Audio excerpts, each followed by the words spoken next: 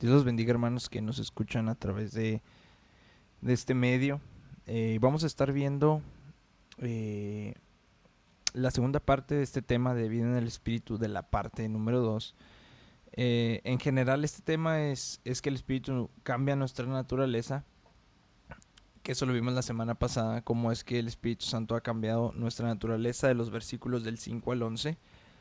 Y en esta ocasión vamos a ver que el Espíritu nos da poder para tener la victoria sobre la carne. En los versículos 12 y 13 que dice: así que hermanos, deudores somos no a la carne para que vivamos conforme a la carne, porque si vivís conforme a la carne moriréis, mas si por el Espíritu hacéis morir las obras de la carne, moriréis. Hay un libro que se llama El Pastor Reformado, que lo escribió el puritano Richard Baxter. Y hay una parte que dice lo siguiente, lo cito, dice: cuídense mucho de no vivir en aquellos pecados contra los cuales predican a otros. No sea que ustedes sean culpables de lo que condenan a diario. ¿Acaso van a ocuparse en magnificar a Dios y tras hacerlo proceder a deshonrarle tanto como los demás? ¿Van a proclamar el poder soberano de Dios y al mismo tiempo condenarlo siendo rebeldes en sus propias vidas? ¿Van a predicar sus leyes y a transgredirlas a sabiendas?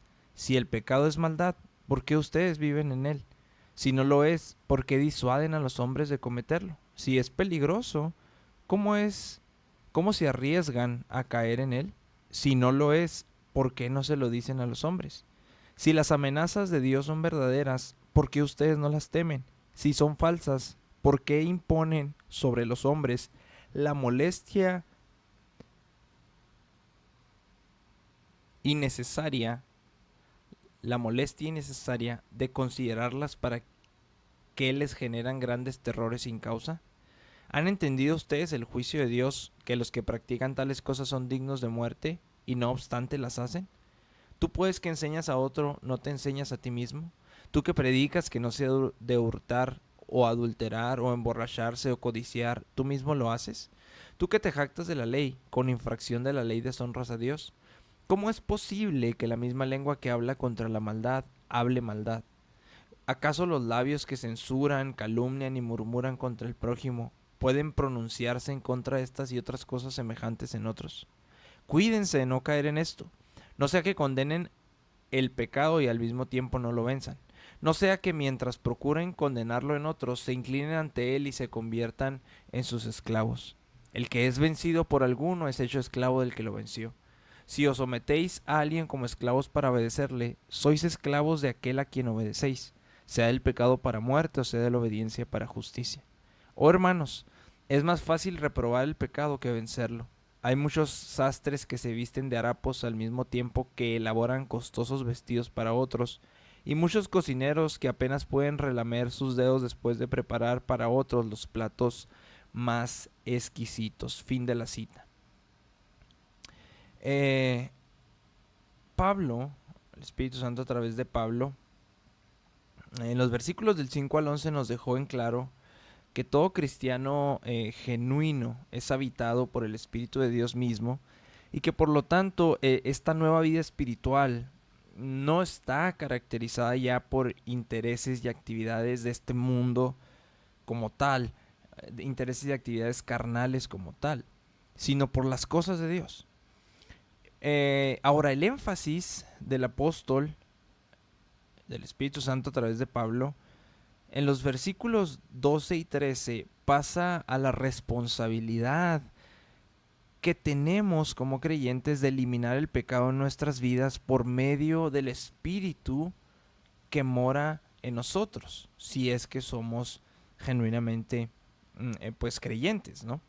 Eh, y la frase así que, con la que inicia el versículo número 12, eh, nos hace recordar los magníficos privilegios de victoria que tenemos sobre el pecado, gracias a que el Espíritu Santo mora en cada uno de nosotros.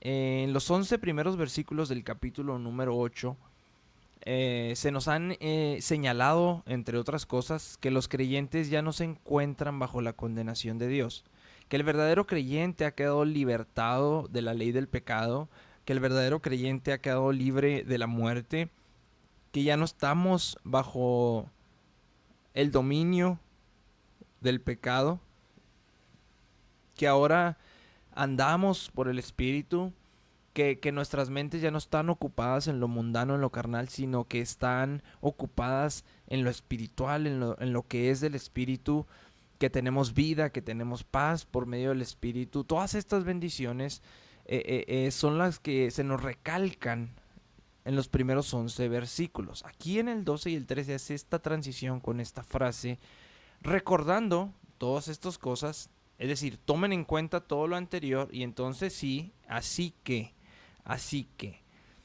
amados, todas las exhortaciones bíblicas que se nos dan como creyentes están basadas en las bendiciones y promesas que ya hemos recibido de parte del Señor. Repito, todas las exhortaciones bíblicas están basadas en las bendiciones y promesas que ya hemos recibido de parte del Señor. Si no tuviéramos las provisiones que tenemos de parte de Dios, nosotros seríamos incapaces de cumplir lo que Él quiere de nosotros. Los hijos de Israel, por ejemplo, ellos no recibieron la orden de tomar posesión de la tierra prometida, si usted recuerda, hasta que les fue prometido por Dios. Y no nada más hasta que les fue prometido por Dios, hasta que estuvieron preparados por Dios para conquistarla en un proceso de cientos de años en Egipto, de 40 años en el desierto, y entonces ya estaban listos para conquistarla. En otras palabras, Dios no espera que hagamos algo sin decirnos que lo hagamos, sin darnos una base por la que lo debemos de hacer y sin darnos las herramientas, además de todo, para hacerlo. En la carta a los Romanos nos encontramos que las principales exhortaciones de Pablo se inician a partir del capítulo 12. Después de que se nos ha recordado que los privilegios que tenemos, los privilegios espirituales que tenemos son maravillosos, son grandiosos, son extraordinarios, y entonces inician las exhortaciones para caminar en ello. En Efesios, por ejemplo, nos da 3 capítulos en la carta a los Efesios. Los primeros 3 capítulos son una larga lista de beneficios espirituales que Dios nos ha dado. Y justo antes de la bella doxología que el Espíritu Santo a través de Pablo utiliza al final del capítulo 3, Pablo ora por los efesios, dice, y pide que Dios les dé, conforme a las riquezas de su gloria, el ser fortalecidos con poder en el hombre interior por su espíritu, dice la palabra, para que habite Cristo por la fe en vuestros corazones, con un fin, con un propósito, dice, a fin de que, arraigados y cimentados en amor, seáis plenamente capaces de comprender con todos los santos cuál sea la anchura, la longitud, la profundidad y la altura, y de conocer el amor de Cristo que excede a todo conocimiento, para que seáis llenos de toda la plenitud de Dios. Usted puede leer esto en Efesios capítulo 3, versículos 16 al 19. Entonces, a este punto, si nos damos cuenta, si usted lee la carta a los Efesios, se procede a animar al creyente a que anden, dice en el 4.1, a que andéis como es digno de la vocación con que fuisteis llamados. Y hay patrones similares a lo largo de toda la escritura, a la carta a los Gálatas, a la carta a los de Colosas, a los Filipenses, secciones grandes de privilegios, de bendiciones, y entonces la exhortación, ¿sí? Y estas exhortaciones hacen, la transición que se ocupa con estas exhortaciones son palabras como esta: así que, pues, por lo tanto, de modo que, e inician las exhortaciones de lo que nosotros debemos de hacer, ya teniendo todo este respaldo y toda esta base de bendiciones, de herramientas, de privilegios que tenemos en Dios como tal. Entonces, inicia con esta frase, así que, y antes de iniciar con la amonestación, con la exhortación, utiliza la palabra hermanos, para hacerlo de manera afectuosa, de manera con amor, para identificarlos con Él mismo, como cristianos, como hijos de un mismo Padre, como siervos de un mismo Dios, que ese mismo Dios promete la victoria sobre la carne, tanto al apóstol Pablo en su momento como a los que leerían esta carta, incluyéndonos nosotros ahora. Es un término de estima, es un término de igualdad, no es de superioridad, no es de paternalismo, no es no es dictatorial como tal. Es un término, repito, de igualdad, de estima, de amor, y se refiere a los hermanos en Cristo Jesús. Y después se procede a establecer el patrón de Dios para la victoria sobre la carne. Y digo el patrón de Dios porque es la forma en que Dios Él ha establecido para que podamos obtener la victoria sobre la carne. Como hijos de Dios, amados, habitados por su Espíritu, los creyentes verdaderos dicen, somos deudores no a la carne para que vivamos conforme a la carne. Somos deudores no a la carne para que vivamos conforme a la carne.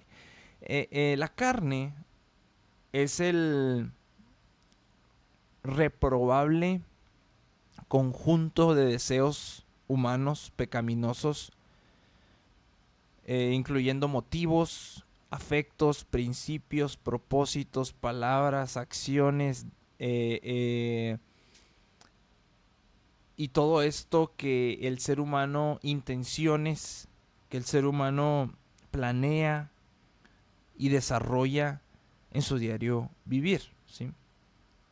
Y que se manifiesta en acciones, en palabras, en pecado como tal, ¿sí? Entonces, vivir conforme a la carne, aquí en la escritura, es igual a ser gobernado, a ser controlado por ese complejo y por ese conjunto de maquinaciones pecaminosas. Eso es vivir conforme a la carne. Cuando esos pensamientos que de pronto vienen a nuestra mente, esos deseos que de pronto vienen, esas palabras que de pronto salen de nuestra boca nos controlan, entonces estamos viviendo conforme a la carne. Es vivir conforme a la carne, ser gobernado, controlado por estos... la palabra lo define en otras partes como concupiscencias, ¿sí? Eso es vivir conforme a la carne. Sin embargo, gracias a la obra salvadora de Cristo en nuestro favor, la carne ya no reina sobre nosotros para debilitarnos, para arrastrarnos al foso de depravación en el que todos nacemos, porque ahí nacemos. Somos bíblicamente pecadores desde que nacemos como tal. Y es por esta razón, entonces, que nosotros ya no estamos regidos, ya no estamos gobernados por la carne para vivir de acuerdo a los hábitos pecaminosos de nuestra carne, que es lo que está diciendo el Espíritu Santo a través de Pablo en este versículo número 12. Somos deudores no a la carne para que vivamos conforme a la carne. Todas las personas que viven conforme a la carne deben morir. No se nos está haciendo una advertencia aquí en el sentido de que podamos perder o podamos ser condenados, porque en el versículo 1 ya se nos ha dado la certeza absoluta de que no hay ninguna condenación para los que están en Cristo Jesús, del capítulo 8, obviamente, en el que estamos. Más bien se nos está diciendo que una persona cuya vida está caracterizada por las cosas de la carne simplemente no es un verdadero cristiano. Los que viven conforme a la carne están muertos espiritualmente y entonces no pueden ser verdaderos hijos de Dios.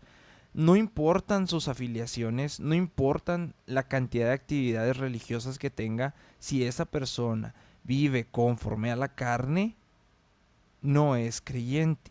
Si esa persona no acude a Cristo con fe verdadera, si esa persona no se rinde a Jesús como Señor primero para hacer lo que Él quiere y como Salvador, reconociendo que lo que Él hizo fue suficiente para perdonar nuestros pecados, entonces esa persona en la segunda, en la muerte segunda, en el juicio final de Dios, morirá como tal. Entonces por eso digo que todos los que viven conforme a la carne deben morir. Y luego continúa y pasa a darnos la razón por la que como creyentes ya no tenemos deuda ni obligación para con el pecado, por la que los creyentes ya no estamos bajo su condenación.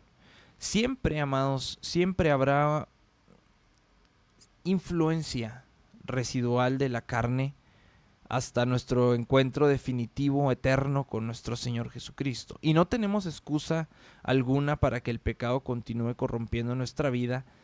Sin embargo, siempre va a haber ese residuo de pecado en nuestra vida. Ahora, la obligación y nuestra deuda como creyentes ya no es conforme a la carne, ya no es para con la carne, es con el Espíritu. Nuestra deuda ya no es con la carne, ya es con el Espíritu. Nosotros, bendito sea nuestro Dios, contamos con los recursos del Espíritu de Cristo en nuestro interior para poder resistir y para poder hacer morir las obras de la carne. Esas obras de la carne traen como, es el resultado más bien, es el resultado de vivir conforme a la carne. Entonces, hacer morir las obras de la carne es una característica infalible en la vida de un verdadero hijo de Dios. Hacer morir las obras de la carne día tras día, paso tras paso, es una característica infalible de un verdadero creyente. David Brown fue un teólogo escocés y escribió lo siguiente, lo cito: si no matas al pecado, el pecado te matará a ti. Fin de la cita. Nuestro Señor Jesucristo nos hizo una advertencia en Mateo capítulo 5, versículos 29 y 30. Mateo capítulo 5, versículos 29 y 30.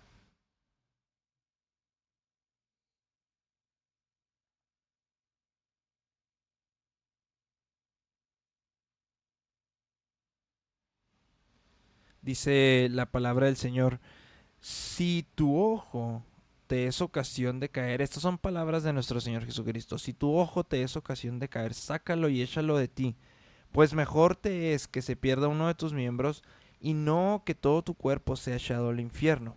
Y si tu mano, derecha te es ocasión de caer, córtala y échala de ti, pues mejor te es que se pierda uno de tus miembros y no que todo tu cuerpo sea echado al infierno.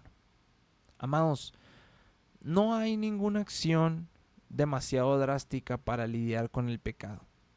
No hay ningún precio demasiado alto para apartarnos del pecado y confiar en nuestro Señor Jesucristo para poder escapar de la condenación de muerte eterna en el infierno que nos aguarda si no somos santos como Él es santo, porque eso es lo que el Señor dice en la carta a los Hebreos. El escritor de la carta a los Hebreos, el Espíritu Santo, a través de su vida, dijo: sin santidad nadie verá al Señor. Y se incluye eh, aquí uno de los muchos pasajes de autoexamen en las Escrituras. Anteriormente ya vimos que la persona que no da evidencia de la presencia del Espíritu, la persona que no da evidencia del poder del Espíritu, del fruto del Espíritu de Dios en su vida, no puede alegar legítimamente que Cristo es su Señor y es su Salvador. Y el otro lado obvio de esa verdad es que la persona que se caracteriza por las costumbres pecaminosas de la carne está en la carne y no en Cristo. Entonces, cuando Pablo declara que los creyentes en Efesios 2, versículo 10, somos hechura de Dios, creados en Cristo Jesús para buenas obras, las cuales Dios preparó de antemano para que anduviésemos en ella, se está hablando de un hecho, no de un deseo.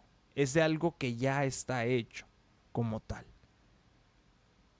Debemos, amados, para saber si estamos en Cristo verdaderamente, para saber si Cristo es nuestro Señor y Salvador, autoexaminarnos como tal.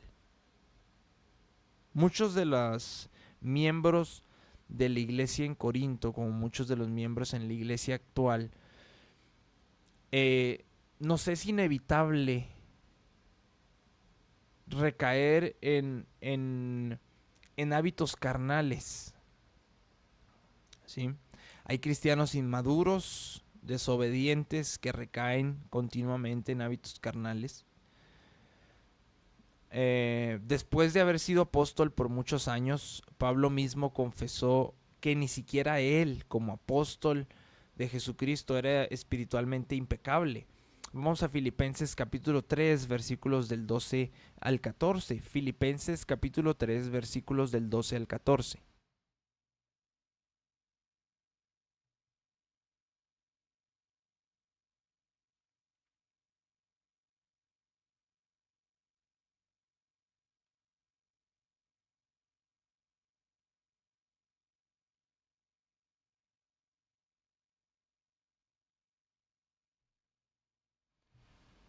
Dice la palabra del Señor, Filipenses 3 del 12 al 14, no que lo haya alcanzado ya, ni que ya sea perfecto, sino que prosigo para ver si logro asir aquello por lo cual fui también nacido, dice el apóstol Pablo, por Cristo Jesús. Hermanos, yo mismo, dice, no pretendo haberlo ya alcanzado, pero una cosa hago, olvidando ciertamente lo que queda atrás y extendiéndome a lo que está delante, prosigo a la meta, al premio del supremo llamamiento de Dios en Cristo Jesús. Entonces, Pablo, siendo pasado por muchos años ya como apóstol, no había alcanzado esa justicia perfecta en Cristo. Ese era el objetivo supremo, ese debe ser el objetivo supremo en nuestras vidas, pero no lo vamos a lograr hasta que estemos delante de la presencia de nuestro Señor Jesucristo. En ocasiones nuestra carne nos impide avanzar, interrumpe de manera temporal el gozo pleno de una comunión íntima con nuestro Señor Jesucristo, eh, pero el deseo básico, el deseo genuino del corazón del verdadero creyente es obedecer y agradar al Señor.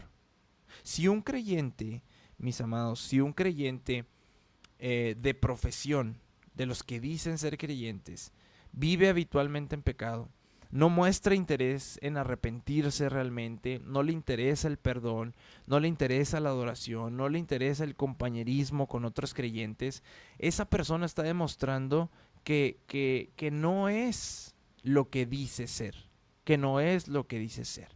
Hay muchos falsos cristianos en la iglesia, muchos, muchos, muchos, y trabajan duro en sus propias fuerzas para que sus vidas se mantengan puras en apariencia. Porque gracias a ello, otras personas los tienen en alta estima, porque se sienten más orgullosos de sí mismos cuando actúan moralmente bien o correctamente, y se sienten con benevolencia sobre otras personas. Sin embargo, cuando yo me siento mejor conmigo mismo, este poder curalo todo psicológico que ha adoptado nuestra sociedad y ha adoptado la iglesia en nuestros tiempos es el corazón mismo del orgullo pecaminoso del ser humano. Siéntete bien contigo mismo es un mensaje que va al orgullo, al egocentrismo, a la egolatría del ser humano.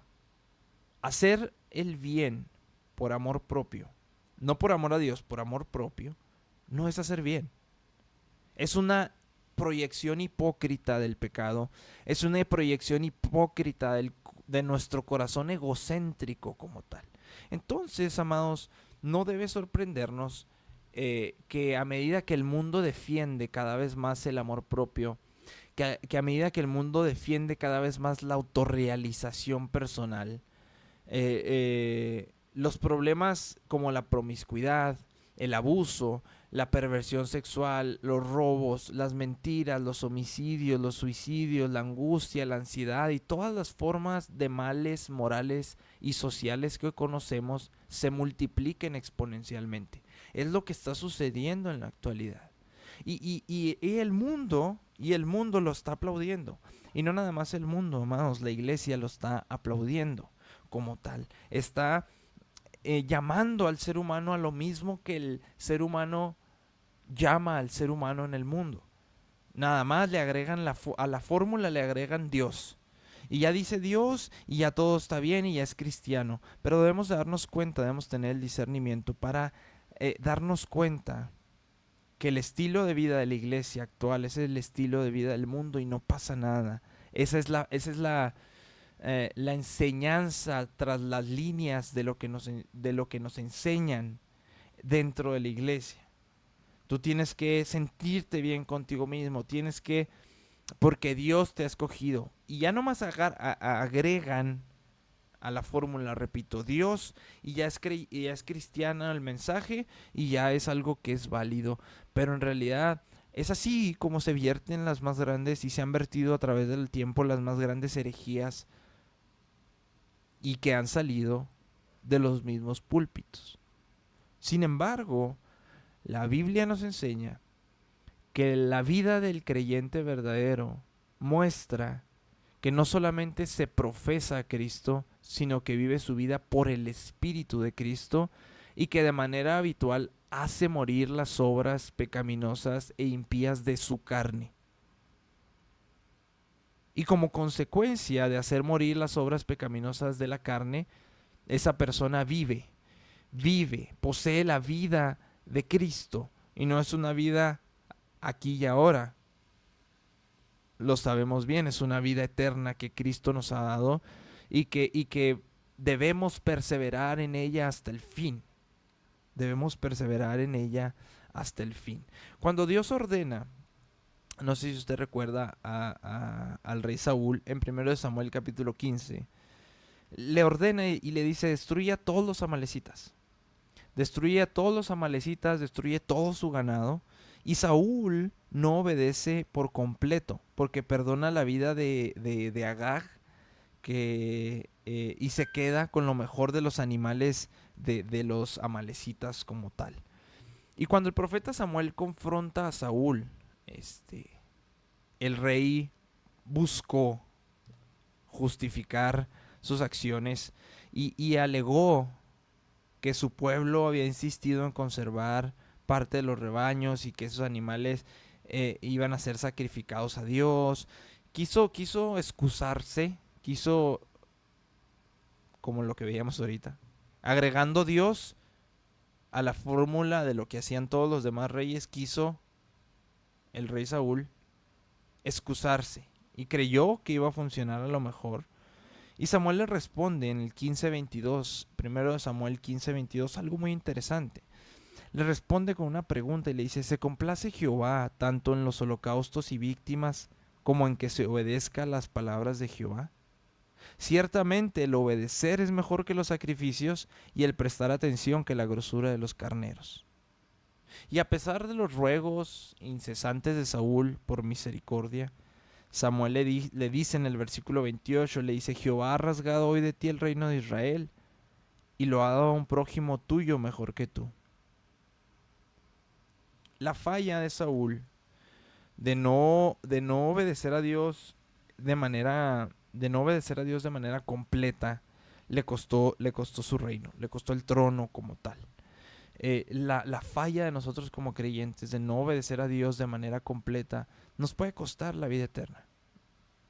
Puede ser cambiada la vida eterna por muerte eterna. Y debemos de cuidar, amados, lo que tanto le costó a nuestro Señor Jesucristo en la cruz del Calvario.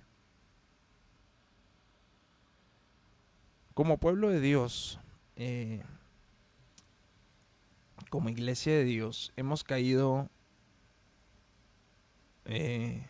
una y otra vez en pecado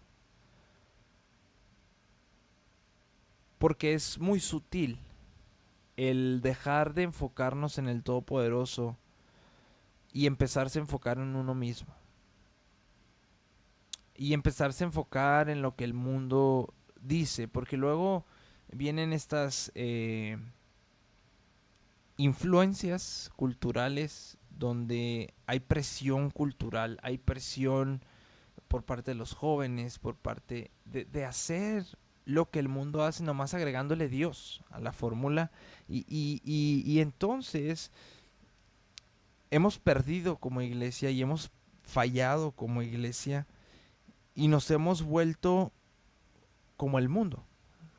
Nos hemos vuelto eh, como el mundo, repito, alejándonos de Dios y centrándonos en nosotros mismos y en las cosas del mundo.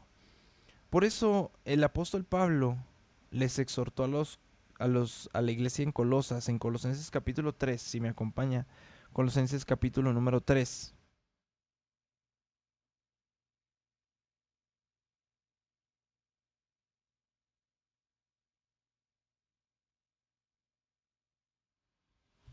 Y dice en el versículo 1, esta exhortación, les dice, si pues habéis resucitado con Cristo, buscad las cosas de arriba donde está Cristo sentado a la diestra de Dios. Poned la mira en las cosas de arriba, no en las de la tierra, porque habéis muerto y vuestra vida está escondida con Cristo en Dios. Y seguido a esto, si usted se da cuenta, da una lista parcial, representativa, ¿no? Pero parcial, de pecados que los cristianos deben matar, debemos matar. A, dice fornicación, impureza en los versículos 5.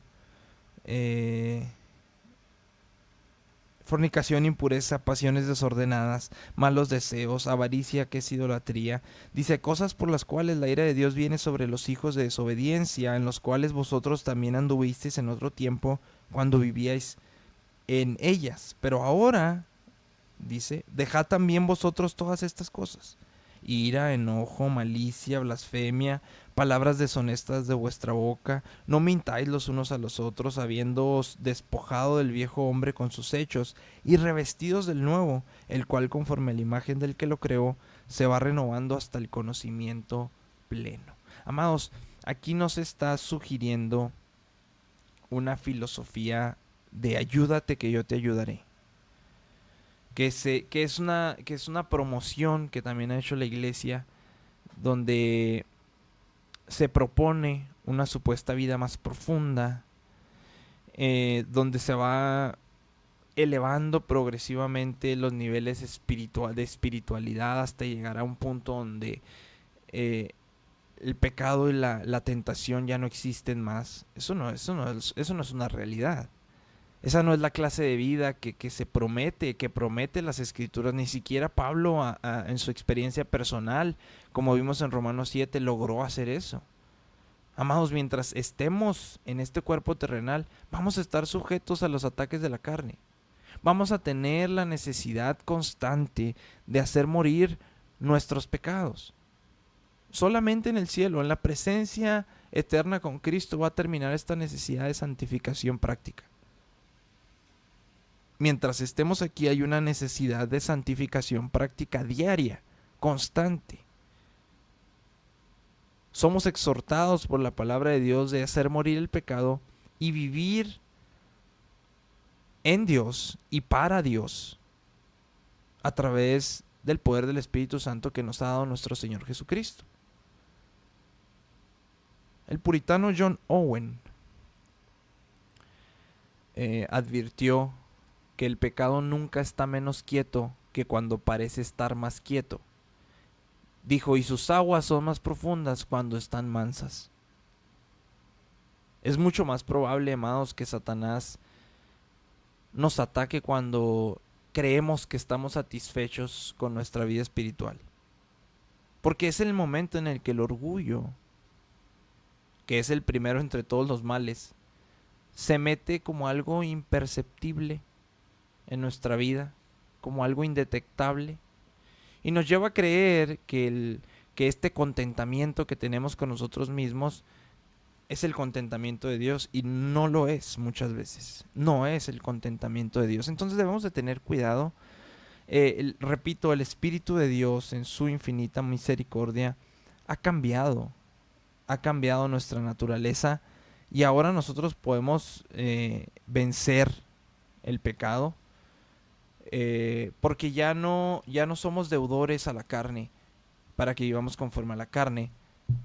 Dice, porque si vivís conforme a la carne moriréis, mas si por el Espíritu hacéis morir las obras de la carne, viviréis. Tenemos al Espíritu, podemos vivir. Dios los bendiga, amados.